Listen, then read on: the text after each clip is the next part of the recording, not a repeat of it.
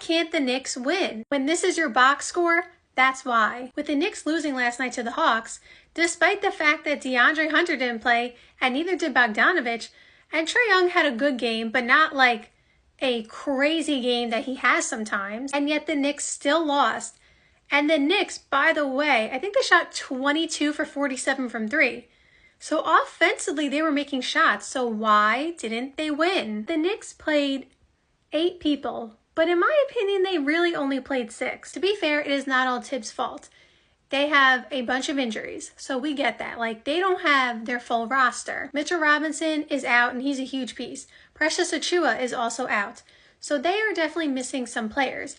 But there's no reason in this early in the season to be playing this heavy of minutes. There's multiple reasons why I feel that way and why it doesn't make sense to me. Again, I am not all the way on one side where I'm sure some people are. Like I said, he has some injuries and missing players. So I don't expect there to be like a 12-man rotation.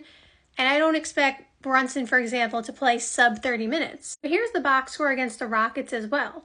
So it's not just a one-game occurrence. This has happened multiple times, and this is why I need to explain this. Going back to the box score for the Hawks. If you didn't figure out what my issue was, because I didn't directly say it yet, it's the minutes distribution. And why I feel like it was basically 6 players is that Jericho Sims only played 10 minutes. That's not a lot of minutes. And Tyler Kolek, I'm blocking his name, but he only played 9 minutes. And why this doesn't make sense to me is a few things. One, again, it's so early in the season. You do not want to tire out the players 7 games into the season. I understand, again, they're missing some players. They don't have everybody they want to obviously be in the game.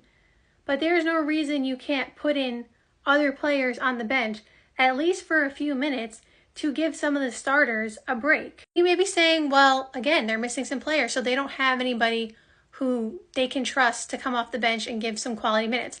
That's not true, and that is why I have a slight issue with this.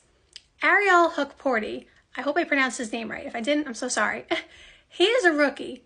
Let me just tell you, if you have watched Knicks play, you know that he has been very good in the minutes that he has played. He comes in and he gives energy, effort. He actually does a lot of good things. He makes smart plays. Like, again, he's a rookie, so he's going to make some mistakes. But he plays so well. And no offense to Jericho Sims. This is nothing against Jericho Sims. But he has played better than Jericho Sims in the minutes that they both have played so far this season. And with the NBA obviously going on, and I'm watching like every game I possibly can, obviously I'm losing track of time. So he's only played a few minutes during the regular season. So most of his minutes that I'm talking about that we've seen him in were in the preseason. Unless I'm getting it mixed up and he just played a ton of minutes in one of the first couple of games. Correct me if I'm wrong. Like I said, I've been watching a ton of NBA. But I say all that to say, I watched him play multiple times and he was very good. So the reason I say there's really no excuse for this is that he was a DNP. He didn't play, and if he was injured, then I'm wrong. But I'm pretty positive he was not injured. So I don't get why he couldn't get any minutes to give the starters some rest. And again, he has played so well in the minutes that he was given. And even if he comes in and doesn't do a great job, a DNP is not an acceptable, and I'm using acceptable lightly because I don't want to be too critical or harsh because I am not a coach and there are things that go on that I don't know. But acceptable lightly to not even put him in to try, because what if he made all the difference? His 3 minutes at the end of the quarter, hustle plays, got a block, got 2 offensive rebounds, and now instead of being down 6, you're up 4. And here's the thing. Like I said, they've been pretty good offensively. Like, Cat, for example, has been putting up really, really good offensive numbers. Very good. And Josh Hart's been really good. OG has been very good. Like, OG has been great. And Jalen Brunson hasn't had the best start to this season. And I also want to use that lightly because he is still averaging like 25 points per game. So, like, when people say he's not having the best start, those are like dream numbers for some NBA players. But compared to, you know, the Superman he was last year, obviously people are putting him compared to that, and he's not right there yet. But I'm not concerned about him. You know, he'll fix whatever the issue is. And it's not even an issue, but you know what I'm saying. Like, he will get back to that. Like, he's earned the benefit of the doubt. But there's something missing. The defense is not as good as it was last year, and they are missing, like I said, Mitchell Robinson, very good defensive player. And obviously Isaiah Hartenstein was one of their keys on defense. So they are missing some good defenders. Let's, put it in perspective. And the thing is, they're 20th. I just looked. They're 20th in defense in the league right now. But their stats aren't too much different in terms of like points allowed per game compared to last year when they were like 7th. I think they gave up 112 per game last year.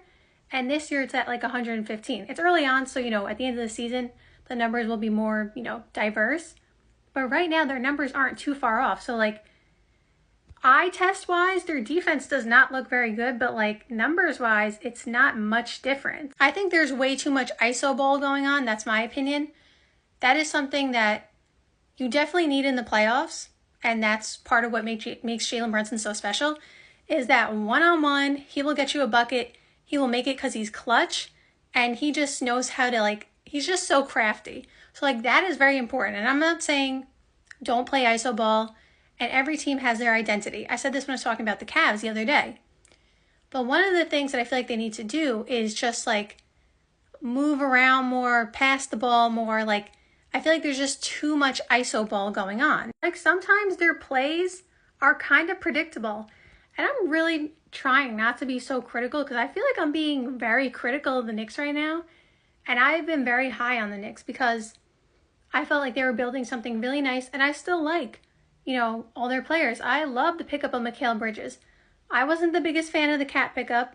Like, I was not the biggest fan. If you watch his page, you saw my reaction. And offensively, he has been one of their best, if not their best, like, statistics-wise, offensively. So, like, I give him credit. He has put it on, so to speak. Like, he has put on a show offensively.